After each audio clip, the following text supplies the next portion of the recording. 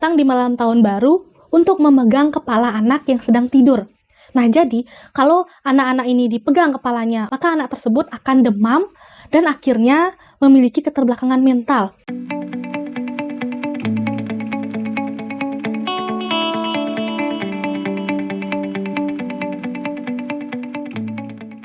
Hai good mood, apa kabar nih mood kalian hari ini? Semoga mood kalian dalam keadaan good ya, dan semakin good lagi setelah menonton video ini. Oke, di videoku kali ini aku akan ngajak kalian diskusi nih tentang sejarah Imlek, beberapa mitologi Imlek, dan seperti apa sih awal mulanya adanya Imlek gitu. Nah, tanpa berlama-lama, kita langsung aja ke videonya. Oke, good mood, aku akan ngasih tahu ke kalian seperti apa sih perkembangan Tahun Baru Cina atau Imlek dari awal sampai seperti sekarang ini. Menurut sejarahnya, sebenarnya Tahun Baru Imlek itu dulunya dirayakan oleh masyarakat Tionghoa kuno bersama keluarga pada saat akhir panen musim gugur. Nah, pada zaman dulu juga, masyarakat Tionghoa itu bersama keluarganya memuja bulan. Nah, dalam sebuah puisi klasik, puisi yang ditemukan pada zaman Zhou Barat, sekitar tahun 1045 sebelum Masehi sampai 771 sebelum Masehi, ada seorang petani yang tidak diketahui namanya, itu menggambarkan sebuah perayaan bulan ke-10 menurut kalender matahari kuno. Nah, perayaan ini jatuhnya di musim gugur. Lalu, perayaan awal tahun baru itu pertama kali ada dari zaman dinasti Han sekitar tahun 202 sebelum Masehi sampai 220 Masehi. Nah, hal ini tercatat dalam sebuah buku yang berjudul Simin Yueling yang ditulis oleh seorang ahli agronomi Han Timur, Cui Shi. Dan dalam buku ini menyatakan bahwa hari perayaan awal tahun baru itu disebut dengan Zhengri. Nah, pada zaman dinasti Han ini jugalah orang-orang Tionghoa mulai menerapkan budaya mengunjungi kerabat atau orang-orang yang mereka kenal pada saat awal tahun baru. Lalu, pada dinasti Jin sekitar tahun 266 sampai 420 Masehi, itu orang-orang mulai menciptakan yang namanya tradisi pesta pora pada saat malam tahun baru, di mana pesta pora ini disebut dengan Shou Shui. Nah, orang-orang juga mulai begadang sampai matahari terbit dan menyambut tahun baru itu. Lalu masuk ke dinasti Tang. Di sini orang-orang juga mulai melakukan tradisi atau melakukan kebiasaan mengirimkan kartu ucapan pada saat tahun baru, di mana mengirim kartu ucapan pada saat tahun baru ini disebut dengan Dasi Bainian. Lalu kita masuk ke masa kekaisaran Shu pada tahun 935 sampai 965 Masehi, di mana sang kaisar ini meminta seorang cendekiawan bernama Shin Yin Shun untuk menulis bait di atas kayu persik. Nah, akhirnya bait ini tuh disebut dengan Chunlian atau kuplet musim semi, dan memintanya menggantung di pintu kamar kaisar. Nah, pada dinasti Tang jugalah petasan itu mulai ditemukan. Nah, petasan itu disebut dengan baozu atau bambu yang meledak. Setelah bubuk mesiu ditemukan pada dinasti Tang dan digunakan secara luas di bawah dinasti Song, orang memodifikasi tradisi menembak bambu dengan mengisi batang bambu dengan bubuk mesiu yang membuat ledakannya semakin keras. Lalu, pada masa dinasti Song, orang-orang juga mulai melakukan tradisi memberikan uang kepada anak-anak untuk merayakan tahun baru. Uang itu disebut dengan Shui Nian Qian, artinya uang berdasarkan umur. Nah, semenjak saat itu, para selir kaisar itu mulai menyiapkan 120 koin untuk pangeran dan putri agar mereka panjang umur. Nah, perayaan tahun baru itu berlanjut di bawah sampai ke dinasti Yuan. Ketika itu orang juga memberikan Nian Gao atau kue tahun baru kepada kerabat atau teman-teman terdekat. Nah, sekarang kita masuk ke dinasti Ming. Nah, pada saat dinasti Ming ini mulai muncul tradisi makan pangsit Cina Ziaozi. Nah, orang-orang pada saat itu bangun jam 5 pagi di hari tahun baru untuk membakar dupa dan menyalakan petasan, melemparkan kait pintu atau batang kayu ke udara sebanyak 3 kali, minum lada dan anggur cuja, lalu memakan pangsit. Nah, kadang-kadang orang akan memasukkan 1 atau 2 mata uang perak ke dalam pangsit ini. Dan siapapun yang dapat atau mendapatkan uang dalam pangsit ini akan memperoleh keberuntungan selama 1 tahun. Nah, fun fact juga nih, good mood. Biasanya orang Tionghoa modern juga akan memasukkan makanan lain ke dalam pangsit ini seperti kurma. Nah, kurma ini meramalkan tahun baru yang subur. Lalu dimasukkan permen yang meramalkan hari-hari yang manis. Dan dimasukkan kue Nian Gao yang meramalkan kehidupan kaya. Nah, yang terakhir kita masuk ke dinasti Qing. Pada dinasti Qing ini, ya Shui Qian atau uang tahun baru itu disematkan sebagai uang keberuntungan yang akan diberikan ke anak-anak pada tahun baru. Nah, ada 2 jenis nih ya Shui Qian yang akan diberikan kepada anak-anak. Yang pertama itu adalah uang koin yang dirangkai dengan benang merah, dan yang kedua uang koin yang dimasukkan ke dalam dompet warna-warni. Sebenarnya tujuannya sama, yaitu untuk memberikan keberuntungan kepada anak-anak selama setahun ke depan. Nah, jadi dari dinasti Han sampai dinasti Qing inilah mulai terbentuknya tahun baru Imlek sampai yang kita tahu sekarang lah runtutan apa-apa aja yang diberikan, apa-apa aja yang dilakukan pada saat tahun baru Imlek. Itu dari dinasti Han sampai dinasti Qing dan selanjutnya sampai sekarang. Selinting dikit nih Good Mood ya. Tahun baru Imlek itu menjadi nama resmi tahun baru di Taiwan. Sedangkan di Tiongkok itu orang-orang menyebutnya dengan festival musim semi. Jadi di Tiongkok itu nggak ada yang menyebutnya dengan tahun baru Imlek.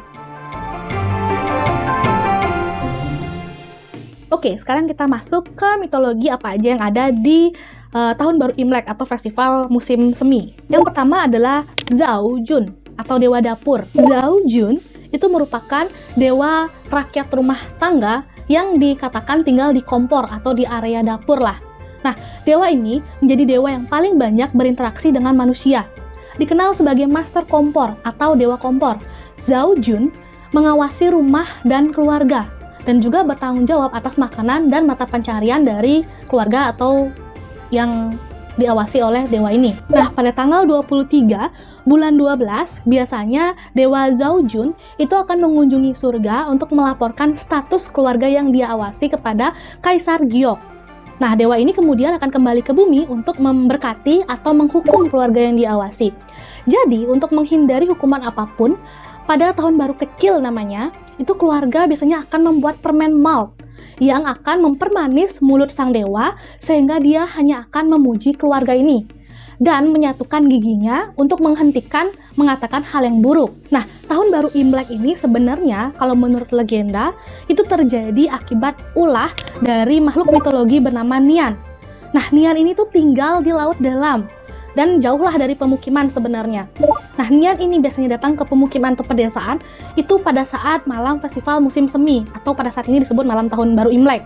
Nah, Nian ini akan memangsa ternak dari masyarakat atau memakan anak-anak di malam festival musim seminya.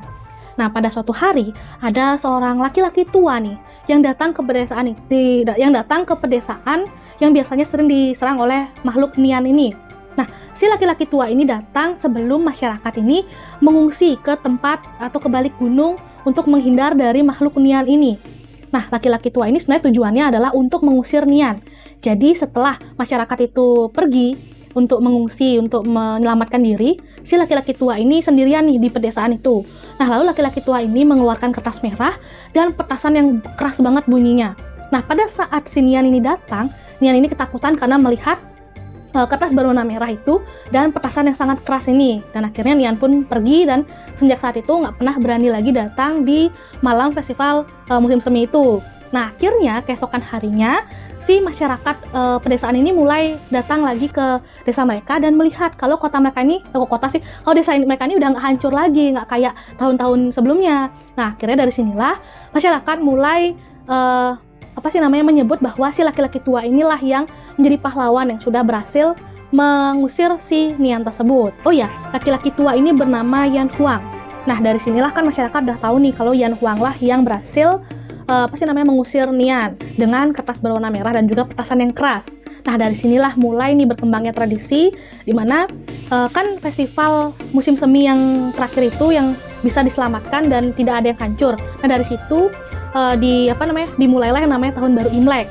Nah, di tahun baru Imlek ini orang-orang mulai nih mengikuti tradisi di mana menggunakan baju berwarna merah, lalu menggantung lentera berwarna merah, habis itu menghidupkan petasan yang keras dan juga memainkan drum yang keras agar si Nian itu menjauh dan tidak mendekat ke desa lagi.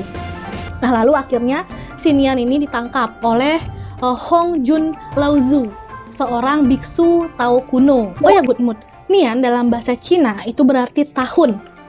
Nah, binatang Nian ini juga sebenarnya disebut dengan Shi. Nah, semenjak Nian itu sudah berhasil diusir dan terjadilah malam tahun baru itu, nah, hari tahun baru itu disebut dengan Guonian.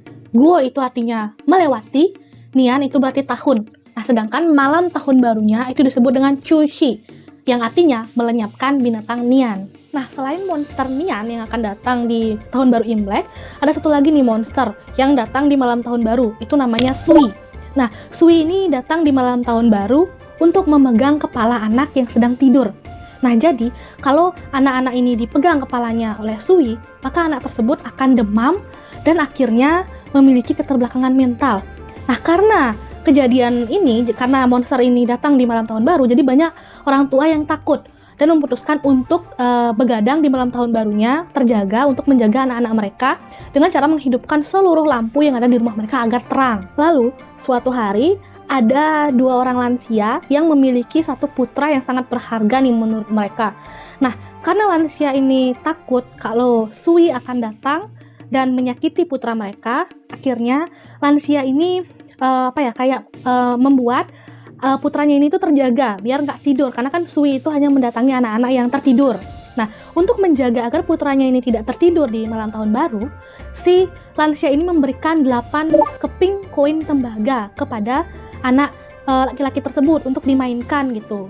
Tapi walaupun nih udah diberikan mainan ya sama orang tuanya, tetap aja nih anak laki-laki ini saking udah ngantuknya, saking udah nggak bisa nahan pengen tidur, ya udah akhirnya dikasih aja nih sama orang tuanya untuk tertidur. Tapi sebelum anak itu tidur, kedua orang tuanya itu kayak memberikan 8 keping tembaga itu dimasukkan ke kertas merah dan diletakkan di bawah bantal anak laki-laki ini. Nah, akhirnya anak laki-laki ini tertidur.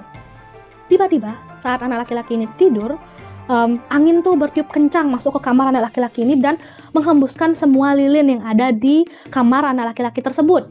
Nah, ternyata itu yang datang adalah Sui. Nah, saat si Sui ini ingin mendekati anak laki-laki tersebut, akhirnya bantal dari anak laki-laki ini tuh bersinar, mengeluarkan cahaya yang terang banget berwarna keemasan. Karena cahaya inilah si Sui itu ketakutan dan akhirnya pergi dari rumah kedua orang tua itu.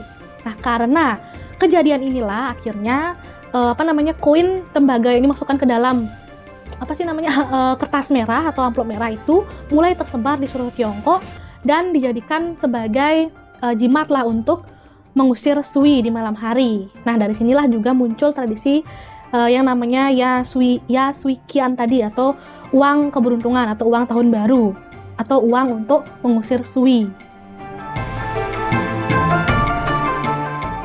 Nah, mungkin di antara kalian, para good mood itu banyak nih yang sering bertanya-tanya tentang beberapa hal tentang Imlek. Nah, aku rangkum beberapa pertanyaan tentang Imlek yang umum lah kira-kira. Nah, yang pertama itu, berapa lama sih sebenarnya tahun baru Imlek itu berlangsung? Nah, sebenarnya tahun baru Imlek itu berlangsungnya tuh nggak cuma sehari aja nih good mood. Tahun baru Imlek itu berlangsung selama 16 hari. Nah, dari malam tahun baru Imlek sampai festival Lampion biasanya. Nah, kalau di tahun 2023 ini, tahun baru Imlek itu dirayakan dari malam 21 Januari malamnya, itu sampai 5 Februari 2023. Nah, mungkin pertanyaan selanjutnya yang paling sering ditanyakan itu adalah kenapa sih tahun baru Imlek selalu disimbolkan dengan hewan-hewan yang berbeda setiap tahunnya. Nah, sebenarnya udah dari zaman dulu kala itu masyarakat Tionghoa itu pada 12 bulan itu akan menggunakan penamaan hewan.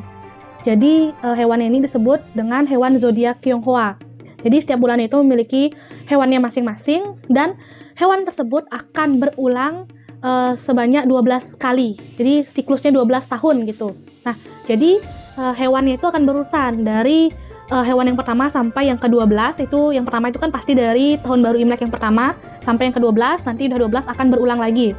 Nah, urutan hewannya itu adalah yang pertama tikus, yang kedua kerbau, yang ketiga itu harimau, keempat kelinci, kelima naga, keenam ular, ketujuh kuda, lalu kambing, monyet, ayam, anjing, dan yang terakhir adalah babi. Nah, kalau sekarang di tahun 2023, itu hewan yang di tahun baru ini adalah kelinci. Jadi sama seperti di tahun 2011. Nah, pertanyaan selanjutnya itu adalah, mengapa sih masyarakat Tionghoa itu melakukan tarian naga dan juga barongsai pada saat tahun baru Imlek?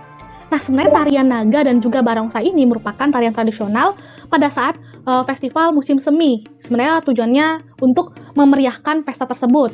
Tapi selain untuk memeriahkan pesta tersebut, tarian ini juga diyakini merupakan cara berdoa untuk meminta keberuntungan dan juga mengusir roh-roh jahat. Nah, pertanyaan terakhir yang saya tanyakan itu adalah kenapa sih orang Tionghoa itu makan pangsit di malam tahun baru Imlek? Nah, orang Tionghoa makan pangsit di malam tahun baru Imlek itu sebenarnya mereka percaya bahwa makan pangsit ini bisa membawa atau memberikan mereka itu kemakmuran untuk tahun mendatangnya. Nah, dan makan pangsit ini juga udah menjadi kayak simbolis di tahun baru Imlek. Salam untuk tahun baru Imlek, itu ada dua nih. Yang pertama adalah Xin Yang Kuei Li. Nah, ini artinya selamat tahun baru yang biasanya digunakan oleh orang-orang di barat. Yang kedua yang udah sering kalian dengar adalah Gong Hei Fa Cai atau Gong Hei Fa Choi. Nah, ini artinya itu sebenarnya adalah selamat dan sejahtera. Jadi bukan selamat tahun baru ya.